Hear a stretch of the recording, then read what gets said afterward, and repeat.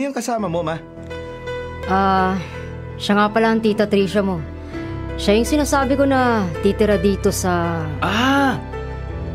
Yung jowa mo na sisiksik dito sa bahay natin? Carlo, ano ka ba? Wala kang galang ah. Tumigil-tigil ka ah. Huwag mo akong simulan. Hindi pala maganda ang ugali ng lalaking to. Akala ko pa naman mabait siya dahil mabait si Ella. Akala ko pa naman magkakasundo kami. Nagluto ko na ba ng pananghalian? Oho. O di magahin ka na ng makakain na tayong tatlo.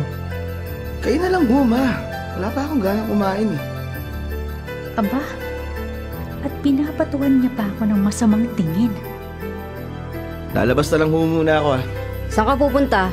May bisita tayo. Ayaw bang makilala ang tita Tricia mo? Dito na siya sisiks este. Dito na siya titira sa bahay natin.